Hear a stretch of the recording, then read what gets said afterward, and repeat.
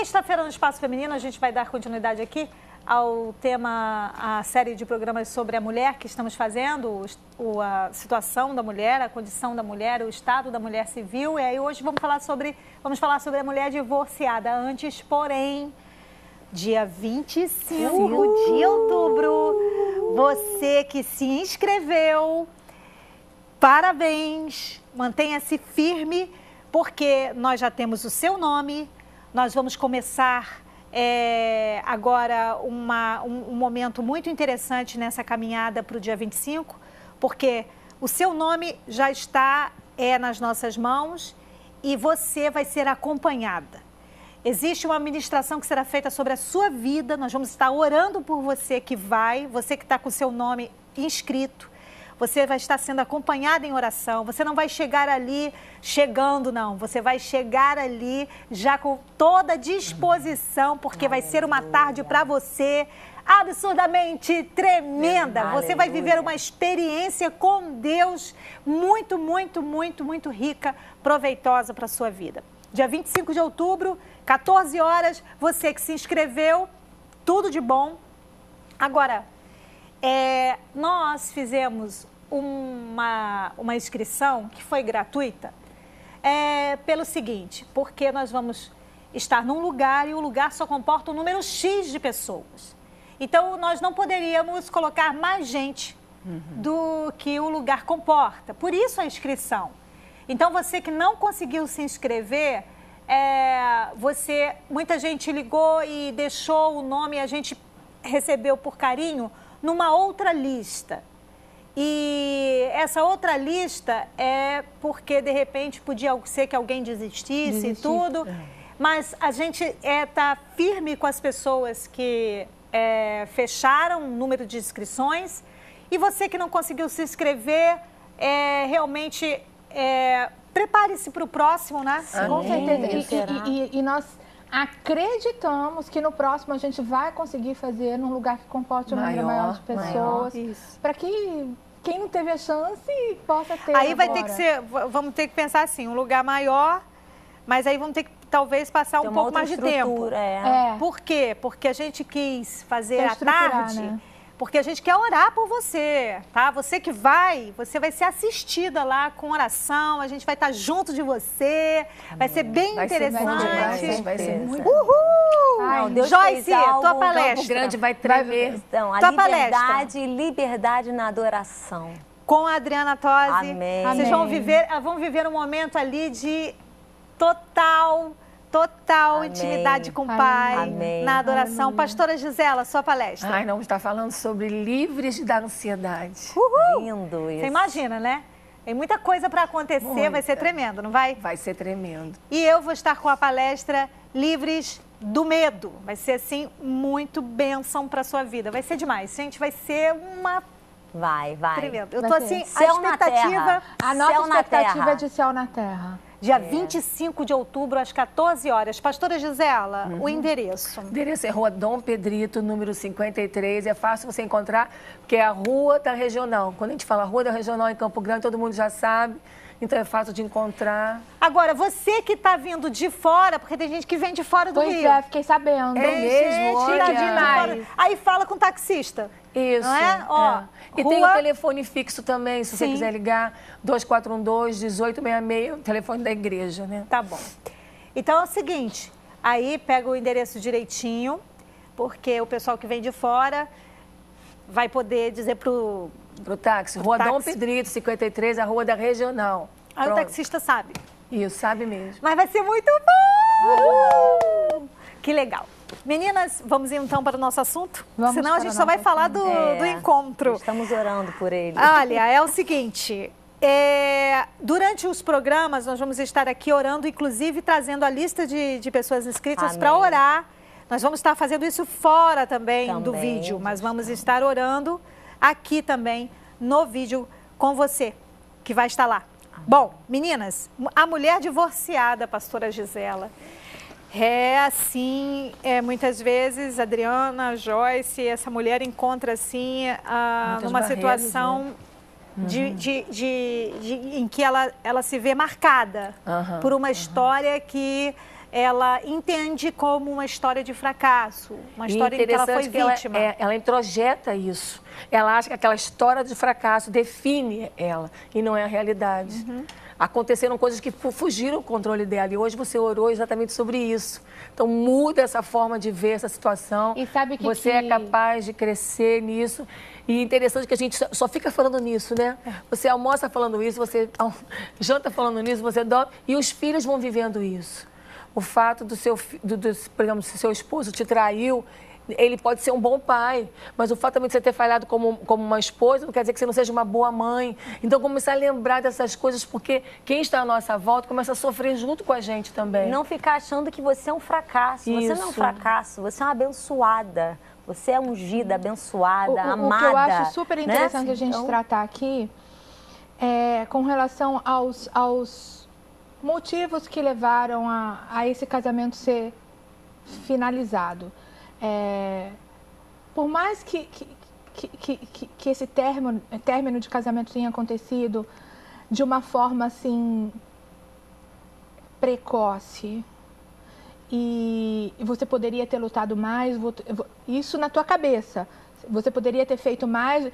Se eu tivesse feito. Se eu não. Sempre. Ou se eu não tivesse feito. Eu acho muito interessante a gente tratar esse aspecto. Porque mesmo assim a gente pode contar com o bálsamo da graça. Sim. Porque às vezes a gente sabe, nós somos mulheres da palavra, nós somos mulheres de Deus. E igual você falou naquele dia, se durante o dia você tem que fazer uma escolha e você vai ouvir a voz do Espírito Santo durante o teu casamento, você é mulher de Deus, você ouve a voz do Espírito Santo. Mas se por um momento você deu ouvido às suas vontades ou o seu pensamento e não deu ouvido à voz do Espírito Santo e você fez errado, que eu acho que é uma das coisas mais comuns que acontecem numa situação de divórcio, gente, já que os dois erram, né? Saber, 50% para cada um. Exatamente. É preciso saber que a gente pode e tem que contar com a graça de Jesus, que a gente tem que gerar uma nova expectativa para uma nova história, gerar uma expectativa até para a mesma história, se for o caso. A gente tem que encontrar em Jesus e não se encerrar nessa... Não se culpar. Porque, às vezes, se a gente fez a opção errada durante esse processo de divórcio, se a gente se comportou de forma errada, aquela culpa vai nos destruir. Mas, se você às vezes... ficar só ligada nela. E, Tosi, tem também uma outra questão que eu quero colocar aqui, que muitas vezes a tendência maior não é nem só se culpar, é mais para culpar o outro. Sim, também tem. O erro tá no outro. E não enxerga não vê o fez. seu erro. Eu acho mais lindo é quando você entra numa situação difícil como... Claro que é do divórcio, como a pastora falou, é uma marca, algo que fica ali, né? Mas você parar e se olhar. Eu tenho uma pessoa querida minha que passou um processo de divórcio e aconteceu algo tremendo na vida dessa pessoa faz uns dias, né? Que Deus colocou no coração dela procurar não só a pessoa, mas os pais da pessoa e pedir perdão. Amém. Porque ele não era vitimazinha, não. Ele também fez coisas erradas.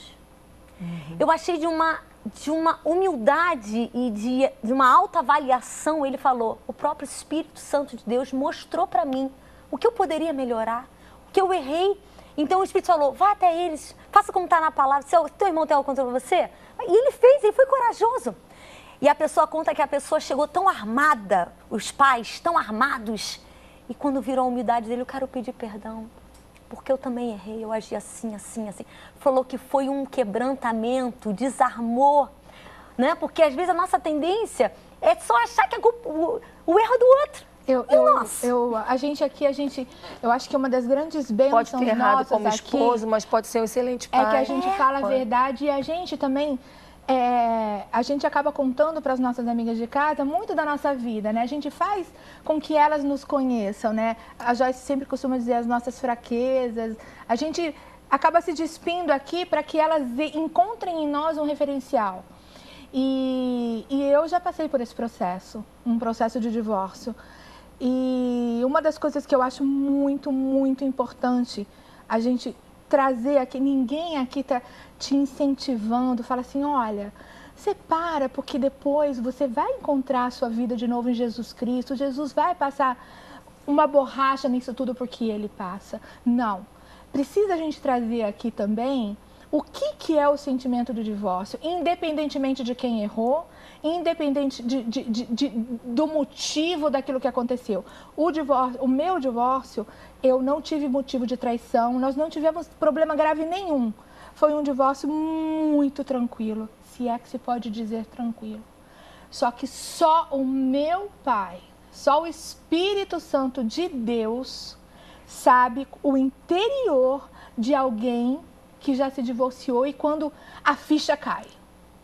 O divórcio traz todos os tipos de danos que a gente pode imaginar ou que a gente pode também não imaginar. Você criou muitas expectativas. Foram os castelos que vão... São os castelos que vão... Então, e isso gera uma dor muito grande. Por isso que a gente não está aqui falando, não se preocupa, você está separado, ou você quer se separar, porque às vezes você pode se sentir motivada a se separar, porque está vendo aqui que a gente está falando que tem uma solução. Não é o caso. Você precisa lutar pelo seu casamento até as últimas consequências. É porque a gente está falando justamente para aquela que já passou por isso. E o limite, quem te dá é você e Deus, de tanto que tem que aguentar. Você que passou. Esquece tudo isso. Eu tenho certeza que você que passou pelo divórcio, você sabe exatamente o que eu estou dizendo. Essa dor, todos esses danos que nós pensamos ser irreparáveis. Aí, agora sim, todos os danos são reparáveis com Jesus. É porque a ideia aqui é exatamente poder... você que já está nesse contexto, né? Exato. Você que já essa situação já está sacramentada e, enfim... Já assinou papel. Já deu o que tinha que dar, né? Já foi. Já está sentenciado, já está encerrada a casa. É nesse contexto que a gente está aqui, né? E a ideia é exatamente ver esse novo momento com essa perspectiva de um coração que está disposto a ver algumas coisas. Eu acho que é esse nosso diálogo aqui. Claro. O nosso diálogo aqui, ele passa por isso. Eu queria que a gente pensasse com você de casa o seguinte, sabe aquela maneira de ver o erro, a maneira de ver corretamente o erro? Porque, assim, às vezes, Joyce, Adriana, a pastora Gisela falaram coisas, assim, muito legais para você, porque, às vezes, a gente olha uma questão que a gente está fazendo, está cometendo, e a gente acha que a mudança deve acontecer no externo. A mudança não vai ser apropriada se ela acontecer só do lado de fora. Sim. Com certeza. Ela precisa vir a existir dentro da gente. Então, assim, não é uma coisa de ficar olhando de forma comiserativa, né? Ali, parece até o problema. Né? Um luto, né? Aí ficar entrando no esquema de vítima, né? Se vitimizando, entrando numa autocomiseração e se encolhendo. Não é essa a proposta. A proposta existe uma parcela de culpa aqui, que eu preciso assumir. E agora, o que eu preciso ver que pode me fazer crescer, que pode trazer transformação, mudança. E isso nos leva a uma coisa muito importante, sabe o que é? A ressignificar a nossa história. Isso. Aleluia! Glória a Deus. E dar um novo significado. Ressignificar dar um novo significado. E eu vejo que quando, amiga, a gente consegue se avaliar às vezes é difícil, porque existem pessoas que têm eu tenho um probleminha. Quando às vezes eu dou aquelas vaciladas, não devia ter falado aquilo, eu fico meio... Então existem pessoas que têm uma facilidade até exagerada de se autoavaliar e às vezes a gente precisa do olhar do outro. Mas quando a gente vê a pessoa que passa por um processo desse e ela consegue olhar para si e detectar o que ela precisa melhorar, ou alguém, um amigo, que geralmente o amigo, né, chega não de uma forma grosseira, mas, né, pelo Espírito Santo, que é doce, que é maravilhoso, que ele é um gentleman, o Espírito Santo de Deus, Deus usa alguém e fala, amiga, o que você acha disso?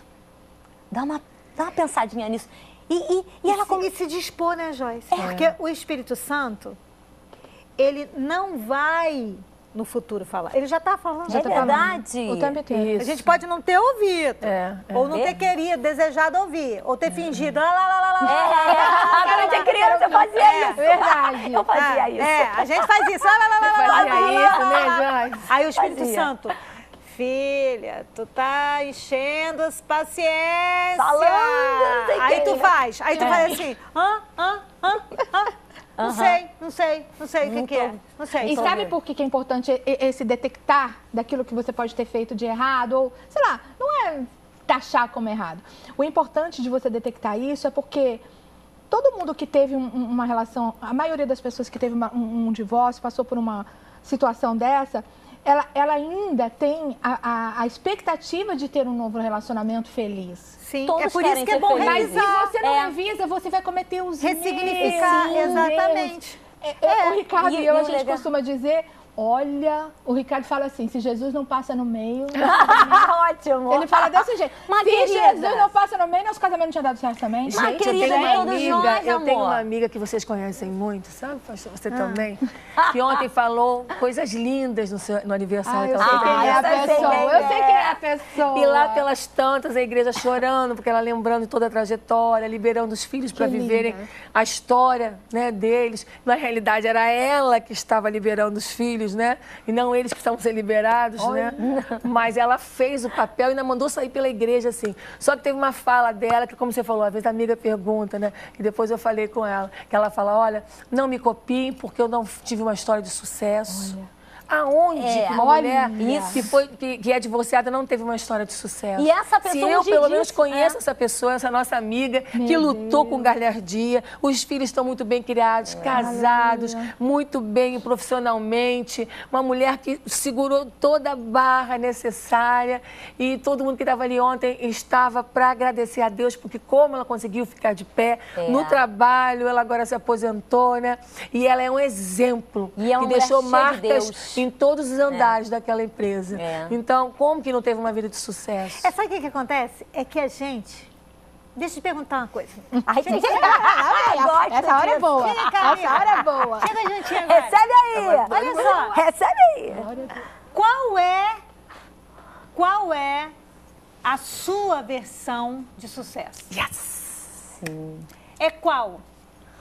Você entende sucesso a partir de quem? Do mundo?